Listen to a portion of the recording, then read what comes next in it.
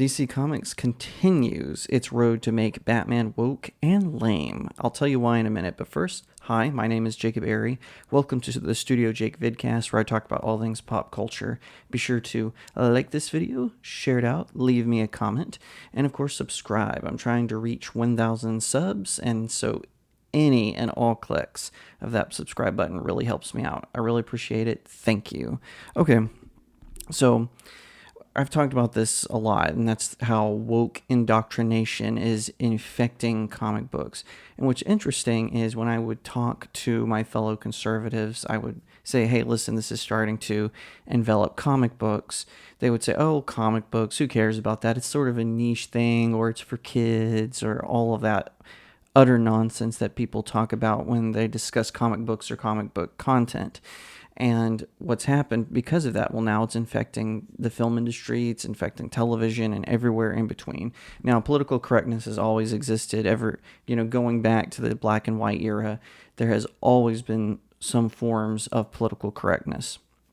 However, in, this circumstance, this where woke is sort of this exaggerated form of it, right? Where every and all problems can be viewed through the lens of bigotry when that's just not the case. It's not reality. And by the way, there's no such thing as social justice.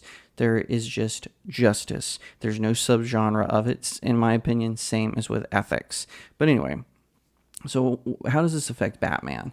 Well, I've written an article called Stopping the Race to Make Batman Toxic. It sort of chronicles when sort of politically correct woke ideology started to infect Batman, and it's continuing to this day. And as evidence of this, I was perusing, comic book news, and I stumbled on this Newsarama article, and this is what it says. Wayne Manor gets a surprising new owner in Batman number 137. So what's going on in Gotham? Well, after Joker War, where Joker somehow got control of Wayne Enterprises, and then Batman was lectured by Catwoman, a thief. I know he has a complicated relationship with her. And then Harley Quinn, a literal mass murderer, is lecturing him about how he deals with the Joker. Absolute preposterous nonsense.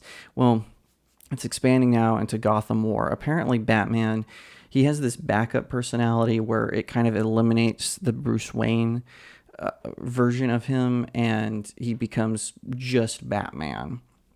And, there's no Bruce Wayne, so lines get crossed and things like that. Well, Catwoman doesn't like how this newer, darker Batman is handling crime in Gotham. He's being tougher. He doesn't kill, but he, gets as close as he can to that line. So Catwoman, what she decides to do is to use a fortune she amassed by crime to hire all of the other rogues as henchmen and then do like sort of controlled crime. And this is starting kind of a civil war, but what is annoying about this arc is Batman's family. It's not that they just don't agree with his new approach to crime. They're actually actively siding with Catwoman.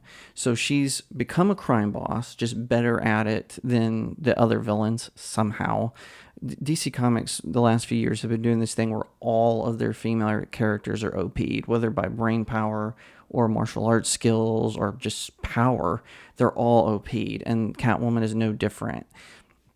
And it's created this divide where Batman and Robin, the Damian Wayne version of Robin specifically, they're kind of isolated while everyone else. And what's worse is Wayne Manor at the end of Joker War was seized by the government, and it got purchased in this issue by Vandal Savage. Now, Vandal Savage is a Justice League villain, but he has fought Batman by himself several times.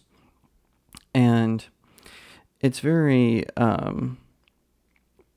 interesting how this series is coming together. Chip Zdarsky is writing this, and I don't know what it is. I used to really like his writing, but over time it's gotten worse, and we see this with this new series. And this is what it says, where while Batman, Catwoman, the Gotham War, Battle Lines one-shot suggested that the Cape Crusaders' allies were divided on the effectiveness of Selina Kyle's scheme, Batman number 137 makes it clear that Bruce is pretty much entirely on his own. His friends have grown increasingly worried about his more violent approach to crime fighting, while he's delivering a particularly brutal beat down to some of Catwoman's crew. He's confronted by the Bat family. So I don't have a problem necessarily with the new family being concerned where his, backup personality is causing him to do more violence. My issue is that they're siding with Catwoman. Dick Grayson, Barbara, even Jason Todd, they wouldn't side with Catwoman over Batman. They would just try to stop Bruce and bring him back to his normal personality. But no, we can't have that in this modern age. Criminals aren't really criminals. There really is no good and evil. Everything's just a blurred line. And, if Batman just stayed Bruce Wayne and was this rich fool who just, funded jobs programs, everything would be fine. The problem is that, that isn't reality, and it's certainly not the reality of Gotham City. In the established lore, Gotham City is a corrupt city, and Bruce Wayne does, as the head of Wayne Enterprises or Wayne Industries, depending on the writer, he does do things to help the poverty in Gotham. He's done more. He even tries to rehabilitate some of his villains. But these new writers, they're taking their cues from Twitter, X or Instagram or Tumblr, where people are like, why doesn't Batman just do this? Why doesn't he just use his fortune? And they even had this dumb line in the Flash film where he gets wrapped in Wonder Woman's lasso of truth, and he starts babbling on about how if I just reduce poverty in Gotham, crime would go down. Okay, that's not true, okay? Crime is going to crime no matter what. They're criminals, especially violent offenders. Not all criminals are Aladdin just trying to get a loaf of bread for their family. Criminals are criminals. You always hear about these stories where these towns, they don't have murders for like 5 decades, and then a criminal just snaps one day and kills someone, kills his neighbors. It becomes a family annihilator, whatever. That's the reality. And the denser the population, the more crime you're going to have. I mean, think about Chicago, where it's illegal to own guns. I'm surprised they haven't outlawed knives at this point, but the poverty is still terrible, and the gun crime is through the roof. And that's how it is with Gotham. But no, they want to put this fairy tale where if the rich just threw their billions and millions at these jobs programs, there'd be no need for crime. Absolute bull malarkey. It's not reality, and it's certainly not in the established. Even if that was the reality, Gotham City is a fictional place. It shouldn't have to reflect the beliefs of weirdos on social media. It doesn't matter. And pushing this woke dialogue. Now, I know the defense is going to be, but Jacob, this is Batman. He's, his Bruce Wayne personality is gone. He's kind of acting out because of this other personality that's sort of taking him over. No, they're just using that as a preset. I know they're going to throw in some line. It was you all along. This is what you always wanted when this is over. And it doesn't matter that Selena Kyle's victims are super wealthy. They're still victims. Crime is bad no matter who the victim is. It doesn't matter.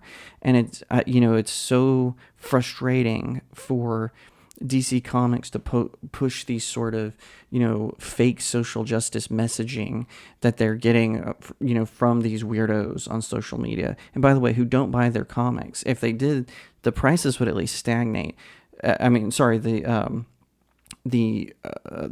sales would at least stagnate, but they're not. So instead, they're raising the prices on all these floppies that no one wants to read. Meanwhile, they're ruining one of the greatest characters to come out of America. Batman is American mythology. And I know that people can say, oh, Jacob, it's just a comic book. Why do you care? Because it's mythology. It is fiction. It is something that matters, and the lore matters, but not to DC Comics. They would rather get likes and repost and shares that don't mean anything, that don't increase sales, because they're terrible at marketing and they're terrible at hiring these writers, and the writers have gotten worse over time. Tom King used to be a really good writer, but something about I guess the political situation in the world messed with his brain, and he has become a hack. Chip Zdarsky, I'm not ready to call him a hack yet, but he's clearly terrible at writing Batman. The justification for criminality, the ridiculous premise, this idea that Batman pushes everyone away, that's kind of a recent thing. Before the Batman family, sure, they had conflicts, but there was always this sense of cohesion that they were all trying to do the same thing, and that was to save the people of Gotham City, and that brought them together. And I just think that, I'm kind of tired of this whole thing.